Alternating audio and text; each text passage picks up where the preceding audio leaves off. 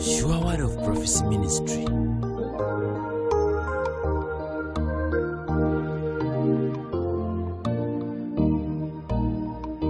Tulina kulwana tuwangule seno, tulina empere nnungi gyategekedde abali b'abawanguzi nga tutuuseekeyo. Tulina okulwana kulungi tufune empere nnungi. Tulina okulwana tuwangule seno, tulina empere nnungi gyategekedde abali b'abawanguzi nga tutuuseekeyo. Tulina okulwana okulungi tufune empere nnungi. W'otuula otudde olowoozeekeyo, olowooza mirembe okutuukeyo, nedda waliwo okufuba sikuseereza lidda mugga. Tulina okuwangula enseeno tutuuke mu nseeyo. Sure Word of Prophecy Ministry.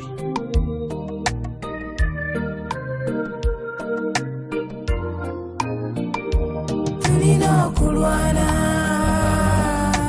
tuwangule enseeno, tulina empere nnungi gyategekedde abali b'abawanguzi nga tutuuseekeyo.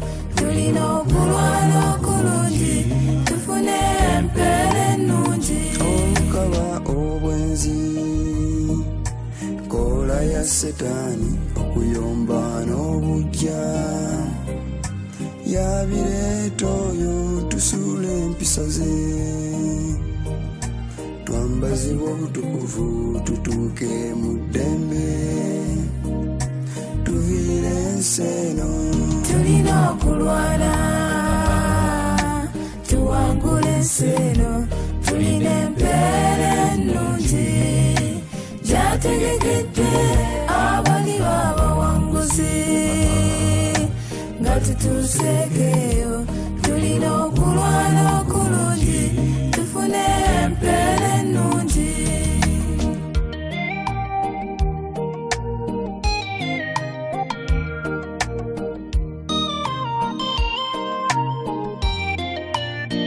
Byonna ebyo byategese ndibifuna ntuuse nga nsomosa amayengo g'enseeno, ndiba mu ddembe.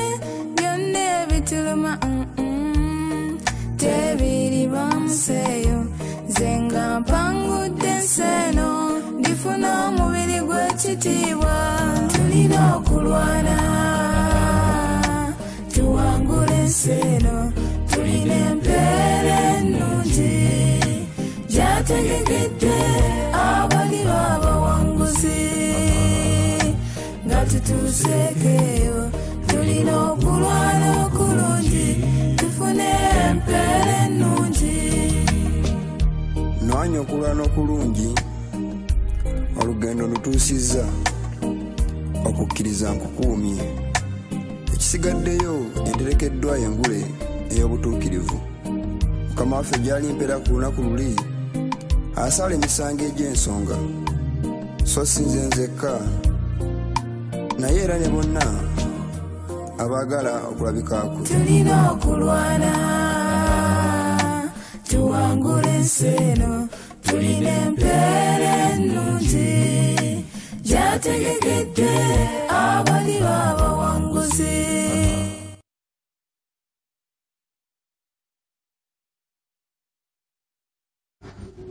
Abantu ba Katonda, mbaanirizaako Mukama waffe Yesu Kristo.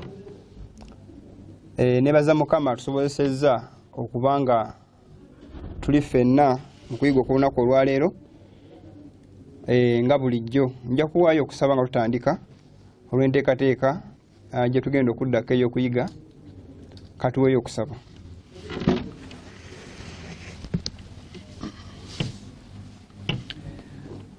Katonda waffe atagwa tukwebaza okutukuuma n'otugabirira n'otuwa obulamu bulungi ate n'otusuusa ku lunaku olwaleero okuyiga ekigambo kyo nga tekyasumuka obulamu.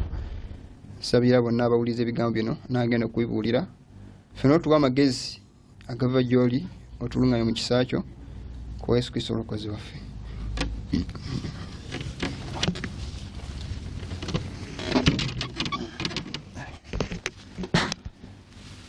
Abantu ba Katonda tugenda kuba tutandika okuyiga kwaffe okulunaku olwaleero. Nga bwe twakoma olunaku oluwedde, leero tugenda kweyongerayo mu byokuyiga bya leero nga programu bw'erina okutambula. Katutandike n'okulaba ebigambo bino ku lutimbe nga enteekateeka bw'eri.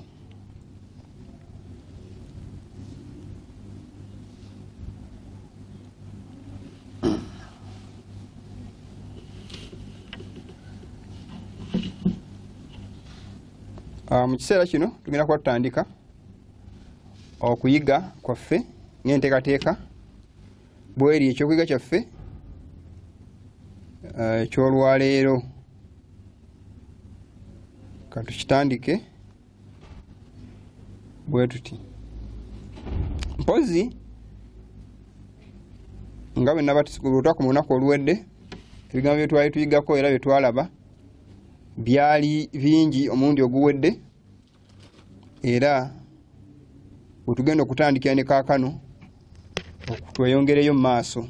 So katutandike ate tulabe ebigambo ebyolaleyo nga ebyokuyiga birina okubeera.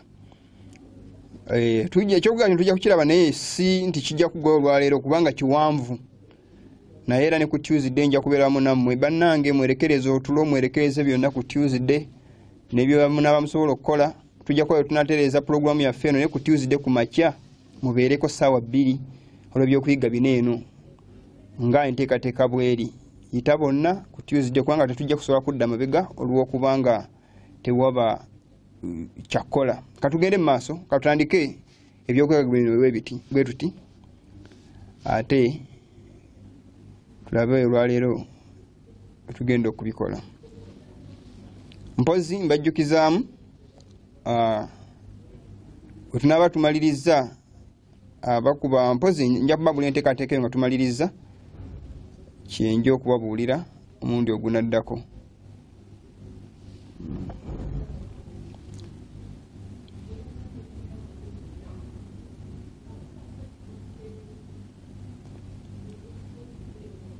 Mpozi otandika n'akatambi ako muyinza okulaba waliwo embeera egenda maaso kati mu nsi, embeera eyitibwa eya microchip. Ebintu bino bitambula bigenda maaso mu nsi, naye tujja kwetegereza nnyo, kwegendereza nnyo ebintu bino bye tulaba era bye tuwulira.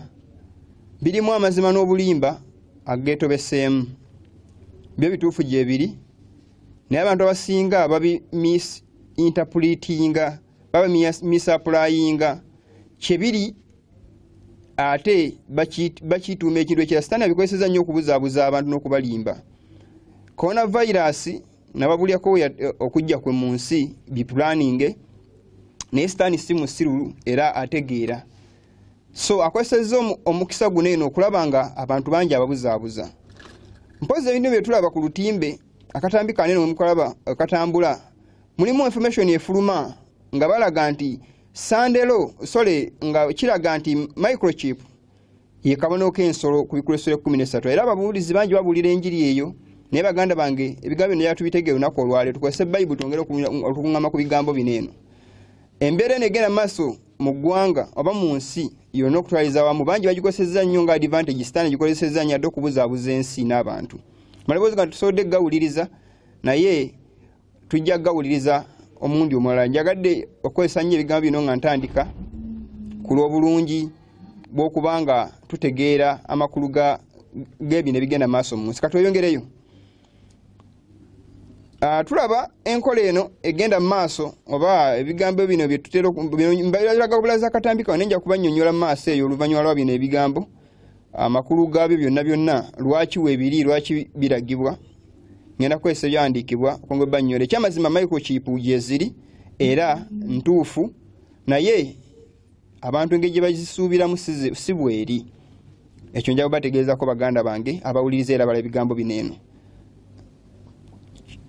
bazikozeseza bakozeseza enkola eyo okulaba ng'ate bakyusa amazima ga bayibuli n'okubuzaabuza abantu nakwadde ezimu ku agenda za new order okugema n'okugenda mu maaso kubagala okugema abantu okubakuba eddagala vaccine gwe tuwulira gwe bakola okugema coronavirus ate nga bajjamu kuba abantu babangale mugaane kubanga abantu ekisooka babateekamu fear buli muntu ajja kwegendayo ekyeyagalire kubanga era okufa abantu batya okufa so kati ekyo kijja kuba kuyisa mukka mu kisero naye abantu basinga balowooza nti bagenda kwewogemera waneeno enkola za new order mbu bagaane okubagema naye ate sitaani ye waategese walala nnyo ekyamazima kirala abantu baddukana kirala so enkola entuufu gye tugenda okubanga twetegereza nga tutunulira yenkola mukama gyayogerako mu bayibuli era ey'amazima gye tugenda okusoma byawandiikibwa mutegeere microchip obutuufu bwe buliwa mpozi oyo omusajja Uhuru Kenyatta tulaba yakozesa ebigambo bino ng'agamba nti olw'okukendeza coronavirus kyetaagisa okussaawo oba okukozesa enkola ey'okukolesa cashless society okulaba nga abantu bawona coronavirus ebyona byonna bize bibeerawo era nga byogerwa nga omukutu ogumu naye empozi eyo yonna agenda yakugjawo cash tujja kwasuyimireko awo katono nnyo wali awasoose soke tuyimireko katono nnyo wali awasoose tumale okulaba ebigambo ebyo tubisome omusajja ono Bill Gates alina ebigambo byayogera ku nsonga ya coronavirus yakozesa ebigambo bino biwulirize agamba nti this country may never return back without to normal, go back to normal without before developing the or before making the vaccine. By no some vaccine you could developing eriokedde ku normal mpoze eddagala lineeno erigema lyebateekawo oba libakola ibagamba nti ligenda okuzza ensi mu nnomo tujja kukomakawo katono tusooke tuyongere naye sitaani ki enkola ya sitaani eri etya Satan work through the elements also to garner his harvest of unprepared souls. Sitaani akozesa enkola zineeno okuŋŋaanya abantu be mu ggwanika lye abateeteeseteese. He has studied the secrets of the laboratories of nature. Sitaani asomye ebyama oba ebikusike ebiri mu laboratories ez'obutonde and he uses all his power to control the elements as far as God allows. Nti asookozesa abantu ne byonna obutonde n'abukozesa nga bw'ayagala n'abukyanga kasita Mukama abe nga asobodde okumuwa omwaganya n'akola ekintu ekyo. When he was suffered to afflict Job, tulabe bwe yaleetera okuba nga abuganyaabonya Yobu nga yakikola mu bwangu nnyo tekyatwala na budde buwanvu amagana ge gonna abaweereza abamayumba abaana ne famire neegenda nesaanawo. So zitulaba ebigambo bineeno Setaani abikozesa mu kiseera kineeno ng'akyankalanya nature n'akutonda endwadde abantu yatuuka n'okwevuma Katonda eno bulemu kati bagitadde Katonda era otunira kati mu nsi abantu balowooza Katonda yababonyaabonya bulemu egenda mu maaso kati abantu okulwala n'okufa abantu era bakaba bagamba Mukama tusaasire Mukama munayo otubonyaabonyezza nnyo tuddiremu Katonda si yabonyaabonya abantu ebikolwa by'abantu ebibi n'enkola za Setaani ezibonyaabonya nti Mukama eva alwana kutukuuma na kutuwa bulamu bulungi naye abantu balowooza nti Mukama yabatulugunya yababonyaabonya ne Setaani yakola nayonoona enteekateeka oba n'akyanga ebintu abantu ebeevuma Katonda naye tugende mu maaso nyongere okubalaga ebigambo bineeno obukulu bwabyo twongere okubumanya n'okubulaba bwe tweyongerayo nga tuvudde awo awaddako tulaba Bill Gates ng'agamba Bill Gates agamba until coronavirus vaccine world won't be truly normal. Nti okutuusa amaze okukola coronavirus vaccine binabyogera mu April nga 5-2 ensi tegenda kuddamu kuteerera tegenda kudda mu normal. Vaccine erina okumala okukolebwa ensi eryokedde mu normal.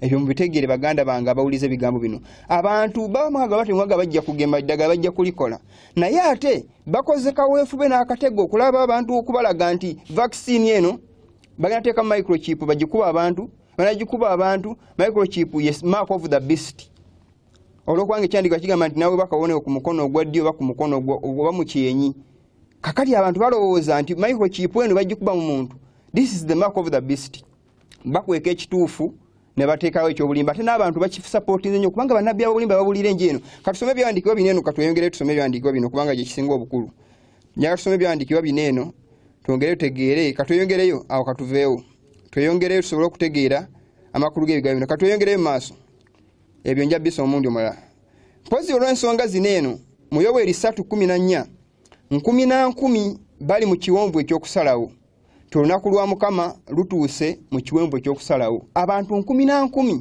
bali confused ku bigenda maaso mu nsi tamanyi kyakukola tamanyi kyakozzaako bali mu kiwonvu ekyokusalawo kubanga olunaku lwa Mukama waffe lutuuse ne bali confused ababuuliza ababulimba babuzaabuza ono abuulira kino buli omu aleeta kyayagadde naye 10 kati basobeddwa ekyekigenda maaso kyekituufu ekyokukola tebakimanyi katweyongereyo tutegeere naye Mukama Bayibuli yo eri okutubuulira amazima n'okutegeeza ebituufu nga bwe biri omusajja ayitibwa Thomson yawandika ebigambo bino eno Thomas yawandika ebigambo bino mu biwulirize to argue with a person who has renounced the use of reason is like administering medicine to the dead nti okuddwawo n'wenyoolagana n'omuntu amaze okugaana okukozesa amagezi g'okulowooza kiyinga ng'okuwa eddagala omulambo abantu abasinga ne tunababula ebigambo bino bayinza okugaana okubikkiriza kubanga already balina kye baagala okutegeera kye baagala ekisanyusa obulamu bwabwe kye baagala okutambulirako ekyo njagadde kikozesa katweyongereyo tulabe katono nnyo ebigambo bino naye ekyandikibwa ekiddako Bayibuli njatandika ne Bayibuli ebyandikibwa bino bigamba bwe biti mu biwulirize Daniel nga maze okulaba okwolesebwa agenda okuvunulira ne kabaka Nebukadneza Bayibuli yagamba ebigambo bino biwulirize as for thee O king kai kabaka gwe thy thoughts came into thy mind nti ebirozo byakujjira upon thy bed ku kitanda kyo what should come to pass hereafter okumanya biche bigendo okubaawo maaso and he that revealeth secrets tinayo yabikula ebyama maketh known to thee what shall come to pass akuletedde okumanya oba akubulidde biche bigendo okubaawo katugende mu maaso Mukama alaga bigendo okubaawo twalaba bonnabbi bonna gye tuze tutandikira obw'amawanga ag'enjawulo Mukama ng'alaga abantu biche bigendo okubaawo Daniel 12 Bayibuli egamba but thou o Daniel Mukama nga Daniel ngamaze okulaba ebigambo bya Daniel ekitabo ekyo Mukama agamba Daniel shut up the words bikako ebigambo bino yadde yamaze omuwa vision n'amulaga ebigenda okubeera mu maaso mu nsi eti yamulaga specifically gye bigenda kuggwerawa ayagala bimanye nnyo naye Mukama mugamba bikka ku bigambo bino byoleseddwa and seal the book osaka muno ku kitabo even to the time of the end okutuusa ku kiseera ekyenkomerero many shall run to and fro bandi bagenda kuddukana eruyi n'eruyi and knowledge shall be increased era amagezi gagenda kweyongera amagezi agakola obubi n'agenda okukola obulungi abantu bagezi nnyo kati mu kukola obubi n'okulimba basiru mu kukola obulungi naye Mukama agambe ddala ebikkako saakabona okubyoyereseddwa amakulu ebigambo bino byali si bya kiseera ekyo nga birina ekiseera ekyenkomerero Bayibuli kyamugambye until the time of the end katulabe Bayibuli eddako Bayibuli yagamba ebigambo bino Mukama until the time of the end Mukama yayogera ki mu kitabo kyakubikkulirwa ng'agamba Yokaana essula ya 22 kulikwanga amaze okulaba vision zino eno mu ssula ya 22:10 Bayibuli egamba and he saith unto me nangamba seal not the sayings of the prophecy of this book for the time is at hand Daniel amugamba nti saakabonero kubanga bintu bya kiseera kya nkomerero Yokaana amala okwolesebwa mu ssula ya 22:10 amugamba nti tossaako kabonero kubanga ebintu byolabye ekiseera kyabyo kikino kituuse kyofuddwa olaba nti kati Bayibuli mu kitabo kyakubikkulirwa ebintu Mukama biwandika nga almost biri plain bitegeerekeka ng'ebigambo obunnabbi buna buli understandable si bwe buli obwali bwa Daniel okulaba ensolo okulaba bikinga biringa ng'ebitategeerekeka naye kati kyangu okutegeera ebigambo bino eno kubanga biri simplified naye abantu bagezaako okutwistinga message eno efuuke enzibu abantu babeere confused n'obutategeera bigambo bino baganda bange abawuliza era abo ebigambo bino eno mark of the beast is not the microchip. That is an open error or deception. Deception again amaso mu nsi abantu okulimba nti akabono k'ensolo is the microchip. Never. Kubanga Bayibuli egamba microchip akabono k'ensolo either mu kyenyi oba ku mukono. Ne tulabanga microchip agikuba ku mikono gy'abantu. Kambalage ekituufu kye kino katusoge tusome byandikwa bineeno kuli bannabbi ababulimba ababuzaabuza abantu ku nsonga eno. Bayibuli egamba bweti katusome tugende maaso. Bwe tweyongerayo Bayibuli egamba Yesu Kristo yayogera ebigambo bino nti agamba mu Matayo agamba and Now I have told you before it come to pass. Kakano mbagambe kati kinaba kubaawo. That when it come to pass, bwekito kimala okutuuka, you might believe. Yokaana 14:29. Yesu yagamba nti kakano mbagambe kati kinaba kubaawo. Bwe kinamala okuba mulyoke mukkirize. Amakulu nti Katonda atubulira ebigambo bye nga tebinaba kutuuka. Bwe bimala okutuuka omuntu alyoka believing nti wamma ge gana mazima. Okwanga obunabbi bwa bimaze okwogera bwatyo obunabbi ge makulu gaabo katweyongereyo n'ekyandikibwa ekiddako. Yesu Kristo amaze okutulaga nti buli kimu kyagenda okuleeta amala nti asooka kukibuulira nga tekinaba kubaawo. Peetero ekyokubiri 2 kyavudde agamba no prophecy of the scripture is of any private interpretation. Tiwali bunabbi mu byawandiikibwa butalina makulu oba bubikiddwa ku kyobalaba bannabbi bangi bamaze ebbanga nga babulira abantu bannabbi abobulimba bababuulira enjiri naye nga babiseeko ebigambo eby'omwoyo. Nze emyaka gyonna ndaba abasumba babuulira nga babuulira abantu nti siga siga ensigo kola bino eno n'ebirala ebiringa ebyo nga babuulira enjiri bwetyo naye nga ate babanyaga. Naye ekisa kino kimaze okutuuka balanso babu okudda ku kyalo kubikkulirwa baganda bange kati TV mpitirivu zibuulira message eno.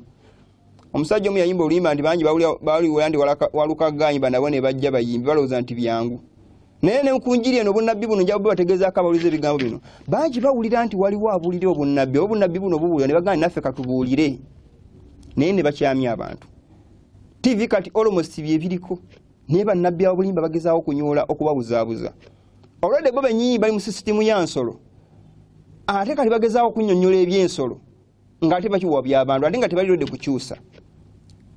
Baganda bange muzuukuke muleme kulimbibwa katugende mu maaso. Bwe tweyongerayo njagala kulaba nga tumaliza ebigambo bino eno. Bayibuli emaze okutulaga teri bunnabbi butalina makulu naye Mukama atulabula Matayo 7:15 be aware of false prophets mwekume bannabbi abobulimba who come to you in sheep's clothing abajja muli mu byambalo by'endiga but inwardly they are ravening wolves. Nenga munda gye emisege gisikula bajja bagamba kama yebazibwe nenga balina bigenderwa byabwe birala.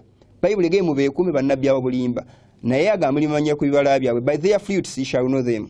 Katweyongereyo ebibala bino bingi nnyo nisiga biddamu kwatwa ebirabako ebimu naye njabala gege ky'okuyiga ky'abannabbi abobulimba nga kijjudde kiramba.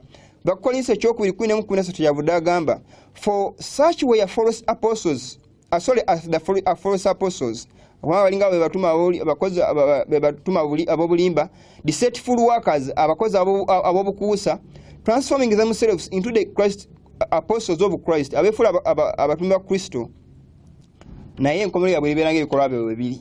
They are deceitful workers balimba looking for their gain. Banoonya mpeera zaabwe byakufuna byabwe. Katugende mu maaso tugebe ebigambo bino katweyongereyo. Abantu balimbiddwa naye Mukama nga bali wekisa amazima gajja kulabika. Bayibuli abannabbi b'obulimba bajjanga naye tulamanya abantu abasinga tebagala kuwuliriza nga mulaba ebifaananyi abantu abamu tebagala kumanya mazima naye Bayibuli egamba nti mu Timoseewo ekyokubiri 4 and they shall turn away their ears bajja kukyusa abantu amatu gaabwe from the truth okuva ku mazima agababuulirwa and shall be turned unto fables bagoberere enfumo. Omuntu ajja kujja nga alina ekibooziboozi ekyobulimba kyabulira abantu bakisemu ekitiibwa kuba musumba gundi yayogedde naye nebo abantu yinzo obabulira amazima nagagaana kubanga amatu gaabwe tebagala bawulirize gabasiwa banoonya bibasanyusa kuwuliriza naye nga ffe tubuulira amazima era nja kubabulaga ebigambo bino ebigenda okuddako kubanga bikulu nnyo. Katugende mu maaso tubirabe. Katugende mu maaso. Yokaana 10:35 agamba and the scripture cannot be broken. Teri ayinza kumenya mu byawandiikibwa. Ebyandikibwa nga ebyawandiikibwa nga ebyalagulwa bigenda okubeera bijja okubeera tebigenda kumenyekebwamu yadde okukyusibwamu ennaku zonna. Nga tugenda maaso mpola mpola eno emission ya Paulo gye yakola ng'abuulira enjiri Buyonaani yatuuka naye bw'amala okukola omulimu yagumalira Italy Sole Roma ng'akola omulimu gw'obuweereza. Naye Paulo bw'atuuka mu Roma ng'akola omulimu gw'obuweereza yasanga obuzibu mu kubuulira kuno kwa yasanga bayita yatwala monotheism nga bo balina polytheism. Yatwala monotheism ye kusinza Katonda omu, polytheism ye kusinza bakatonda abasukka mu omu.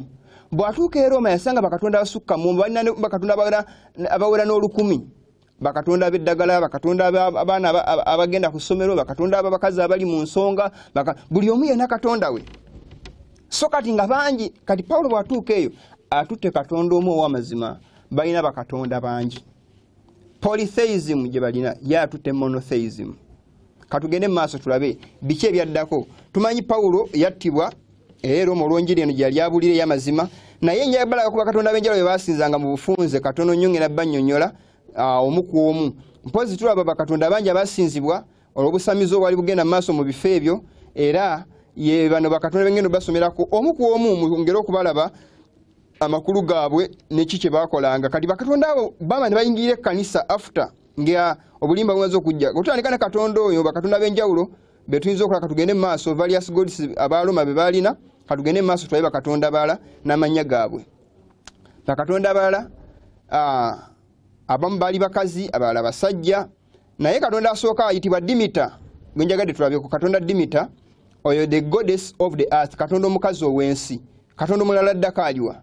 Katoye katonda omulala ono Dimita, the goddess of the earth. Waliwo katonda omulala waliwo Apollo, the sun god, katonda njuba.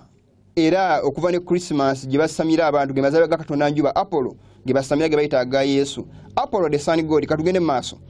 Katonda omulala gwe bali basamira ng'ovudde ku Apollo, waliwo katonda omulala gwe bali bayita Zeus, the king of gods, kabaka wa bakatonda. Katonda omulala katumulabe naye Zeus, abamu batenaweza ba firimu ezo bazizannya nnyo nga balaga ba Zeus. Katugende maaso. Omukazi katonda omulala Asclepius, the god of medicine, katonda w'eddagala. Abakatonda be basanga Pawulo be yasanga e Roma abamu ku bo katweyongereyo, naye n'alwanagana n'ekibayita polytheism, na ekkanisa n'etandika mu Roma, naye yalaba akabi kaayo. Hera, the queen of gods, Hera ye n'abakyala bakatonda. Oyo mukyala Hera mukazi w'oli Zeus. Story empanvu sijja giddamu kati naye nga yeekyo. Naye mu njiri eno Pawulo ng'abuulira yalwana olutalo musajja wattu, n'afuba okulaba nga obukristaayo buyimirira mu bukafiiri gye bwali busugolokose. Naye musajja wattu mu kirabo ky'Abakolinso bikola by'Abatume essula 20:29 nga tanaba kufa, waliwo Mithra, the sun god of Rome, naye Mithra yaliyo, naye nga tanaba kufa Pawulo yagamba manyi ndimala okuvaawo emisege emikambwe mingi gigenda kujja, gigenda kusaasira kisibo. Grievous wolves will come in among you and shall not spare the flock. Katweyongereyo. Pawulo amaze okubuulira enjiri eyimiridde, naye amala okulaba ng'eraba Sitaani agenda kujja alwanyisa ekkanisa. Mithra tumaze okumulaba. So Constantine omulimu gwe yakola ng'amaze okuyingira okristaayo twamulabako obuulire omulundi oguwedde, yagezaako okwagala okugatta obukristaayo abugatte ne Roman Empire okubanga efuna amaanyi. Yagezaako okuyunitinga Roman Empire and Christianity, alabe okulaba ng'abigatta wamu bibeerenga eddiini n'ekkanisa byegasse wamu batambuze ekintu. Naye ekyo si yali enkola ya Katonda. Ebyekkanisa bayina kuba bya kkanisa n'ebyensinga byansi, so birina kuba separate. Bayibuli egamba bweti, Bikola by'Abatume essula 20:29, for I know this, kubanga manyi kino, that after my departing amaze okuvaawo, shall grievous wolves enter in among you. Emisege emikambwe gigenda kujja mu mmwe, not sparing the flock, tegigenda kusaasira kisibo yadde okukisonyiwa. Emisege Pawulo agiranga gigenda yingira ekkanisa, Mukama yamulagwa ebigambo ebyo. Katweyongereyo, emisege emikambwe gyayingira naye gyayita mu ba secular leaders, abakulembeze ab'ensi. The power of the Roman Catholic Church twagirako mulindo oguwedde, katulabe ebigambo bino amaanyi n'obyafaayo katubirabeko katono nnyo. Tulabe obuzibu bwavaawa ekkanisa okugwa Pawulo gy'alaguddeko nga emisege gimaze okuyingira mu kkanisa. Katugende mu maaso, tugenda kulaba ebyafaayo katono nnyo ndyoke mbazeeko mu history. Mu mwaka gwa 3 ng'obujeemu bumaze okuyingira mu kkanisa, batandika badopting okusaba essaala abafu, prayer for the dead, okusabira abafu nga bakijja ku katonda Hera. Mu mwaka gwa 3 ekyayingira mu kkanisa tekyaliwo. Bino byemba somera tebyaliwo mu bikola by'Abatume, tebyaliwo, byayingira after obujeemu bumaze okugolokoka. Mu mwaka gwa 3 batandika essaala ez'abafu, tigundi tumusabira Mukama amusaasire ebyamusobako, amusonyiwe, batandika okusabira abafu. Tebyaliwo, teri yasabiranga mufu mu Bayibuli. Bino simanyi okusabira abantu abaafa edda. Omuntu akolera obulamu bwe ng'akyali mulamu tetwamalawo kyakuyiga kyakufa nenja kimalayo maaso eyo kubanga tulina ebyokuyiga bingi ate obudde tulina butono. Katugende mu maaso. Nga tumaze okulaba mu mwaka gwa 3 tumaze okulaba 3 batandika adopting enkola y'okukuma kando mu makanisa. Otegeteege ekigambo ekyo mu mwaka gwa 3 adoptinga okukuma candles mu makanisa 3. Era mulabe enkuma ya kando mu makanisa teyaliimu byejja buzirwa bujeemu. Katugende mu maaso biyingira buyingizi mu kanisa. Katugende mu maaso ekanisa Pawulo amaze okulabula emisege gigenda okujja gijeemu osasira ekisibu. Ebyayingira bye birwa 3:21 they abolished the Sabbath. Bajjawo Sabbath of the Bible ne batandika Sunday service and worship of the sun god Mithra. Olabye kabaka Katonda Mithra kuba Katonda bali abasosokese twali tulaba. Pawulo bye yasanga mu Roma ngagenzo okubulya enju kwajja omulimu gwe missionary jane yeje yakoma.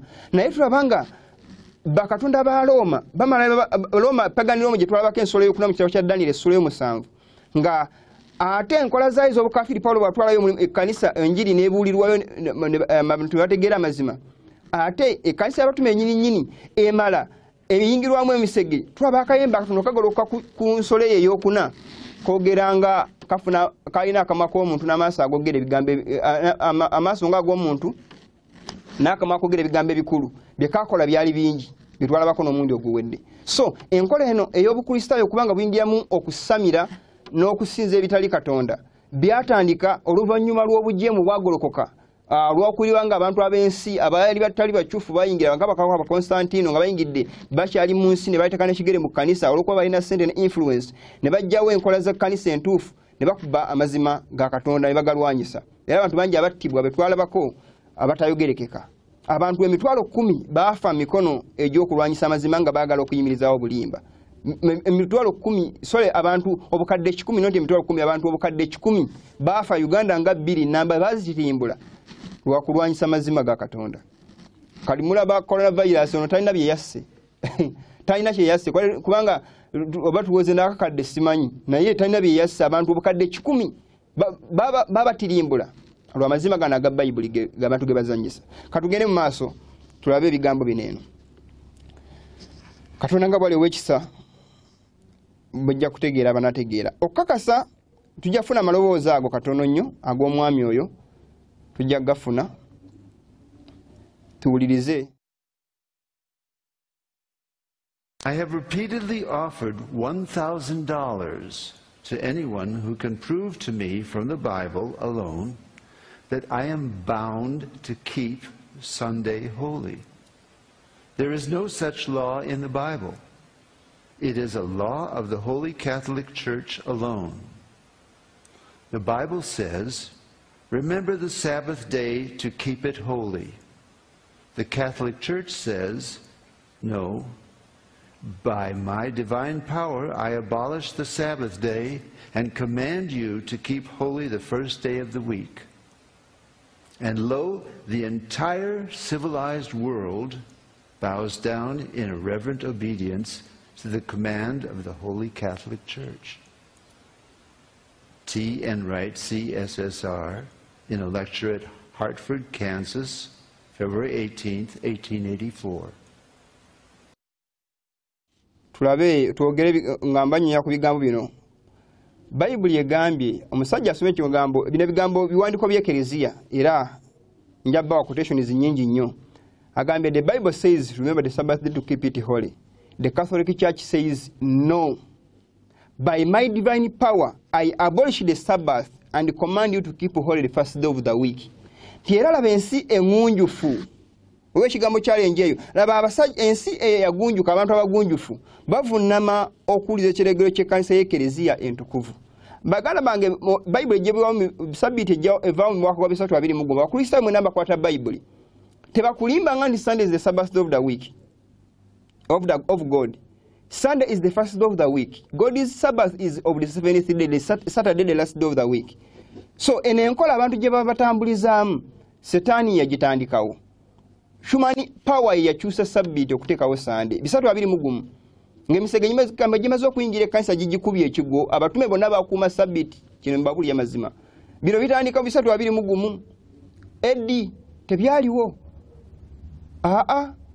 abatume tebabikwatako tebabimanya nako bino ebya Sande byajja luvannyuma era Sande bali bajemera Paulo ku babala ba Misra basani godi bani ba Apollo ku bali basamirirwa abasamize kunako soka mu wiki era tujalaba originalo ko kabaka Nimrodi je byatandikira gwe bali basamira omusajja oyo ne mukazi we Semiramis era njaba buli Semiramis mu kiseera kino ne okuba ne mother and child worship okubusinza mama n'omwana ne batuma amanya ga Katonda ng'abakristaayo katugende mu maaso naye ng'ate be basinza bafa katugende mu maaso tuwulirize era tulabe ebigambo bineeno kiragiro kya Sabbiiti kyakyusibwa Mukama atugamba remember to keep the Sabbath day holy mu kiragiro ekyokuna fourth commandment katugende mu maaso ekiragiro ekyokuna kyagibwawo kyakyusibwa ne bateekawo Bayibuli egamba Matayo wali mu kiragiro kya Daniel essula 7:25 Mukama yagamba abasajja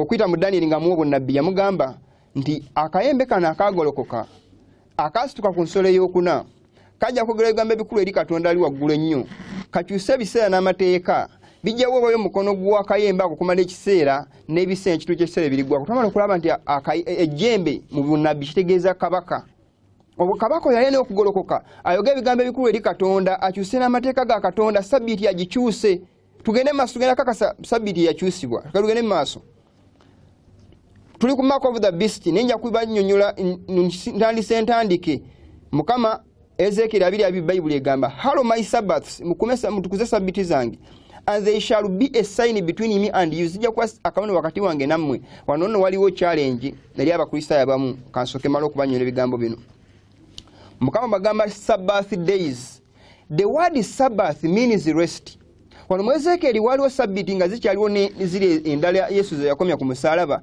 ne Sabbiiti yona ku Lwokuna nayo yali paati ku Sabbiiti ezo nga ziyisibwa Sabbath days naye yo teyali kitundu ku ziri ezaali zigenda okuvaawo lwaki yo teyali kitundu ku ziri kubanga yali mu tteeka lya Katonda yawandiika ku bipande eby'amayinja ezaali eza Musa ezaali zigenda okuvaawo ezaali ku bipande ezaali mu bitabo so ene yali ku mayinja teyali yakuvaawo era yo yanjawulo eyitibwa Sabbath ziyitibwa Sabbiiti naye the word Sabbath means rest Yesu yabagamba nti Sabbiiti kitegeeza sign between God and his people omuntu akera nagamba today don't work aba kulinako authority that's why Sabbath means rest butakola kakati ate n'akulagira okukola byayagala ku olwo kyovudde olaba nti kati President Museveni yalagidde Uganda kubanga ginako authority saagala kuddamu kulaba mu dduuka liggule baagaggala saagala kuddamu kulaba motoka etambula nga terina sitiika baakikola kubanga alina authority abantu y'omulugunyiza eyo basigala bagamba nti naye President yayogedde mukulembeze yayogedde bw'ati era ku Tuesday bamulinze nga mbaga bawulire amawulire gabaleetera kubanga bamusuubiramu bingi nnyo kubanga ye mukulembeze abatwala ago matwale ge Uganda so ne Katonda amatwale ge eggulu n'ensi byatonda mu nnaku omukago olunaku olw'omusanvu n'awummula yatuwa Sabbath as a day of rest to remember his creation to remember our creator so tetusiza Sabbiiti ne tusiza Katonda naye it is a mark of obedience a sign of loyalty the Sabbath day of the living God so Mukama agamba Sabbiiti it is a sign between me and you that you may know that I am the Lord who sanctifieth you Mukama batukuza Setaani bwe yava mu ggulu kubanga Sabbiiti tuloga Katonda atutukuza bwe yava mu ggulu yajembesa Katonda bateekesaawo ekicupuli kya Sabbiiti ye Sande era nja bategeezako ekigambo kino Setaani yava mu ggulu ng'ayagala kusinzibwa ne bimulema bwe yasuulibwa ku nsi n'atwala omulimu gwe gumu n'akozesa abantu kati basinzibwa mu kifo kya Setaani gwe tulabako kuba Setaani abantu bali bamaze omutebo kanti mubi kati akozesa abantu bannaffe bannaddiini ne tubawa respect naye nga basajja abamuweereza bannabbi ab'obulimba bangi bakozesa ye ali mabega naye nga bakozesa Bayibuli gye bakutte ne bagamba Mukama yeebazibwe twala ekyamagero kyo kitwala mu nnyala ya Yesu okusaba kwonna kunyiza Mukama abantu kwe basaba nosaba omusajja nga saba Mukama kale Mukama Bayibuli egamba temuddingana mu bigambo Yesu yatubulya essala ya kitaffe gye tulina okusaba musabe nga bwe muti kitaffe ali mu ggulu erinnya lye litukuzibwe obwakabaka obujje teri Mukama we yaddamu kigambo na kimu awo mu bye yali asaba Yosa omusajja n'ayimba Mukama taata Mukama emirundi nga 10 Mukama ebyo tabyagala Yesu yatuyigiriza ensaba entuufu Bible ene ebigambo byayo biri plain ebitegerekeka byetuwandikira Katonda okutegeera nga tumusaba nga tubuulira ebyo tulina okutambulirako. Ekyokulabirako Bible egamba twetanga muntu ku nsi kitaawo, call no man father upon the earth, for one is your father which is in heaven. Niyo lusanga mu Bible ku nsi nga abantu balina father in spiritual matters. Naye nga ate Mukama tugana okufuna abafather ku nsi mu by'omwoyo. Matayo 23:9 byayandika bibiri naye abantu bavudde ku Bible bakola byabwe. These are 7 women bali amere yayo bambala byambalo byabwe. Isaya nya bayogerako. Katugende maaso. Abudde bwiza otatumazaako ne tunatuka tunatukoma tujja kuongereza ko mundi ogunaddako. Abo tuvaawo omuntu yajjawo sabbiiti ya Katonda yalooza okwanyisa ebiseera n'amateeka etteeka n'aliwanyisa neri ebifaananyi ne livaamu kati ngabo katuki bina teeka ligamba obusinza bifaananyi ne sabbiiti balikyusa balina amateeka eri kuna kati lya 3 eri 10 bali awuzamu ebitundu 2 ne gafuuka amateeka 10 bali buli gamba balioza okwanyisa ebiseera n'amateeka bagakyusa. Katugende maaso amateeka gajjibwawo naye okakasandi gajjibwa ngena basoma ebiwandiiko mukakasenti ddala bajjawo amateeka ga Katonda balowooza in fact egavaawo ne balowooza. Daniel 7:5 Bible egamba and he shall think to change times and laws. Alowooza okwanyisa ebiseera n'amateeka alirowooza kubanga lwaki agamba nti kulowooza bisigalawo ebiri naye amaanyi ge yakozesa yalowooza nti yakyusizza. Katusome ebiwandiiko bineeno tujja kudde Katonda nnyama bigawali tusome ebiwandiiko bino kimu ku kimu kubanga si byange mujja kulaba ne sosi yayo gye biva. Katugende mu maaso tumaze okulaba nga alowooza okwanyisa ebiseera n'amateeka boka beyogere bennyininyini ku nkyusa ya sabbiiti. Katuwulirize ebigambo bineeno.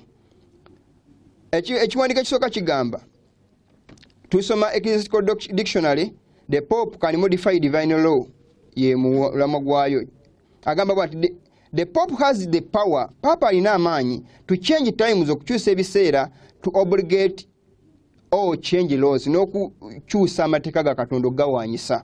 Era ekyo budwala nti olunaku kati lugwako ssaawa mukaaga gwa kiro naye nga olunaku lwali lugwako ssaawa 12 enjuba ng'erugwa olunaku nga luweddeko naye kati olunaku lugwako kiro ssaawa 6.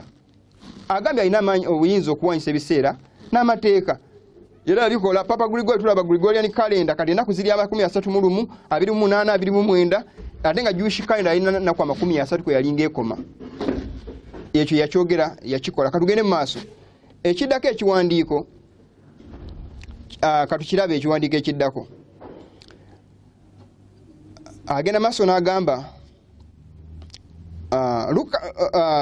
Lucius Ferraris prompta Lobliatheca Papa article gye tugesoma yakyusibwa agamba bwati the Pope can modify divine laws since his power is not of man. Papa asobola okukyusa amateeka okuva amaanyi ge gatali g'abantu but of God naye aga Katonda, and he acts as a vicegerent of God upon earth. Nti era akiikirira Katonda ku nsi bw'olaba ye yali mu kifo kya Katonda kakati so asobola okukyusa n'amateeka ga Katonda kiba lisande kati abantu bagibawa basinziza okwo. Katugende mu maaso bwe tweyongerayo ekiwandiiko kye yakigamba Catholic Press Sydney Australia August 19 bagamba bigambo bino. Sunday is a Catholic institution. Sunday kiragiro teeka ly'Eklezia. There is no a single passage that warrants the transfer of weekly public worship from the last day of the week to the first. Tewali kiwandiiko kyonna mu Bible kikakasa olunaku olw'omusanvu kikyusa kiraga nti sabbiiti lwakyusibwa okudda ku lunaku olusooka mu wiiki. It is their institution. Catholic Press Sydney mu yafulumira August 19. Katugende mu maaso obunabbi butuukira ddala essula y'omusanvu tulaba ebigambo kuwanyisa ebiseera n'amateeka. Mulaba engeri gye bagawanyisaamu ne bateekawo Sunday eteeka ekiragiro kya sabbiiti ne bakimenya. Albert Smith, Chancellor of Archdiocese of Baltimore, replying for the Cardinal in a letter dated February agamba bwati if Protestants would follow the Bible, our Protestants babagala okugobera Bible, they should worship God on the Sabbath. Balina okusinza Katonda ku lunaku lwa Sabbiiti.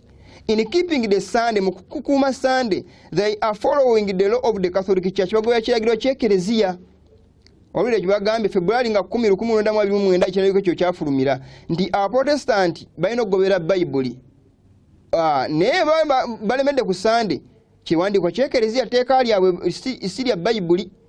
Monsignor Louis Siga plain talk about the Protestantism of today page 213 agamba Thus, the observance of Sunday by the Protestants is an homage they pay in spite of themselves to the authority of the Catholic Church. Agamba nti bwekityo okukuuma Sunday nti ye abaprotestanti bana abalokole Baanglikani Methodist bona all of Sunday churches agamba nti okuvuunamira Sande okuluwa ekitiibwa ye ekitiibwa kye bawa eri ekkanisa y'ekereziya. Abantu bavumira ekereziya mbu basinza ebifaananyi baboogera ebyawano n'ebyawali naye nga ate mu kwogera byonna bye boogedde bali ku institution yaabwe. Kyenavudde mbaga bannabbi abo bulimba bavaayo ne bagamba nti Sunday is not the mark of the beast, ne bagezaako kubabuulira enkola z'ensolo bababuzaabuza kubanga lwaki bababuzaabuza. Even the Sunday they are obeying, it is a man-made Sabbath, not God-made Sabbath.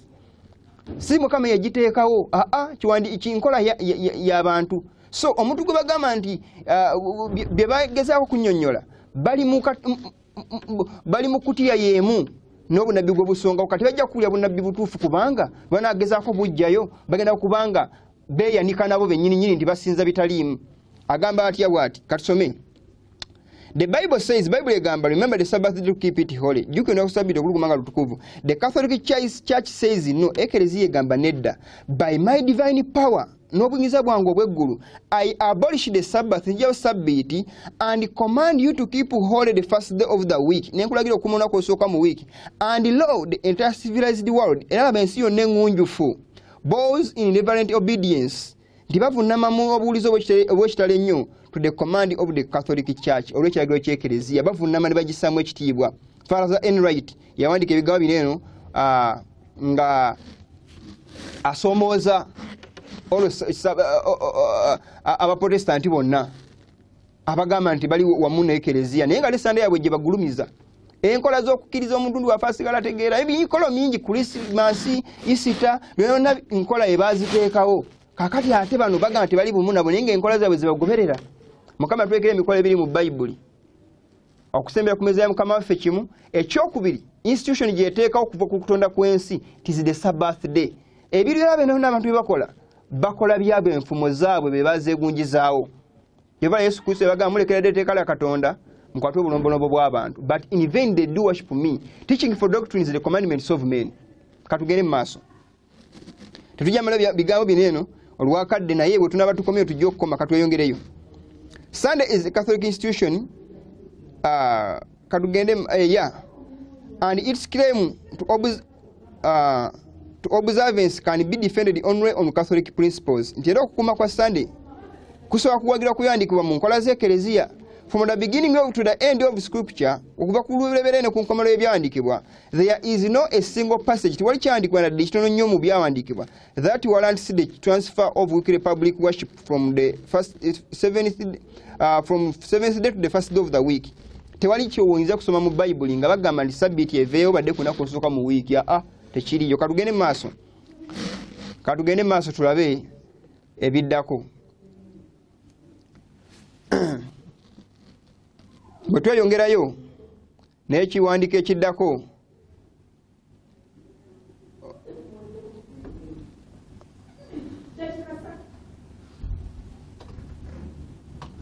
kansome ekiwandiiko ekiddako tufundikire.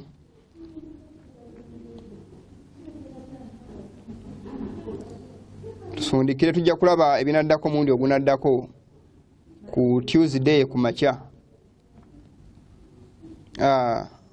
Olwakadde tujja kubanga tufundikira ebigambo bino wano naye nga kyensaba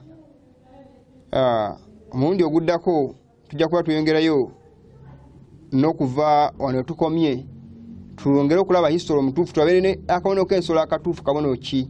Tujja kwongera okukakasa ebigambo ebyo omundi ogunaddako olw'ekisa kya Katonda kubanga akadde kaya katuweddeko naye tujja kweyongerayo omundi oguddako tumalirize ebigambo bino. Ebibuuzo mpozi abalina ebibuuzo nja kuba mbiddamu omundi omulala. Waba abantu abambuuza ebibuuzo naye nja kubiddamu, nja kubibabuulira entandikwa yaabyo oba entandikwa y'ebibiina ebyenjawulo nja kuba mbannyonnyola omundi oguddewo.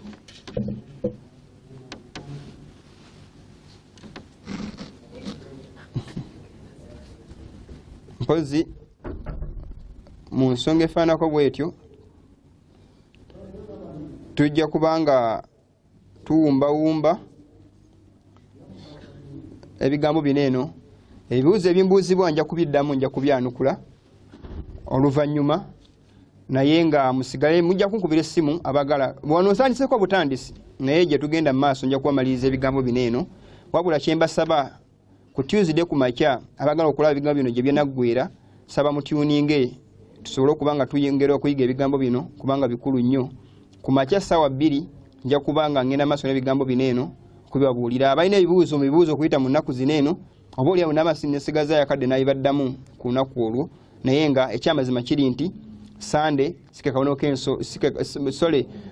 k'ensolo ye Sunday nja kugaziya details ku Tuesday ate microchip si ye kabonero k'ensolo microchip si ye 666 nja bannyonnyola 666 yeki ne microchip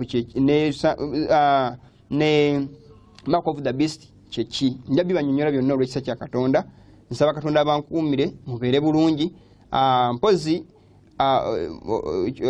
mujja bajjukizaako nti ene mujja kunkubira simu wakati mu wiiki mabuli ebigambo bino eno naddala ku nnamba ezo zemulaba ku screen nja babuulira kyano kuyinza okujja information eno yonna nja gibabuulira mubeere nga mwongera okukitegeera waliwo ambuuza ekibuuzo kino nja kiyiddamu mulundi ogunaddako naye si leero Mukama abakuume mubeere bulungi.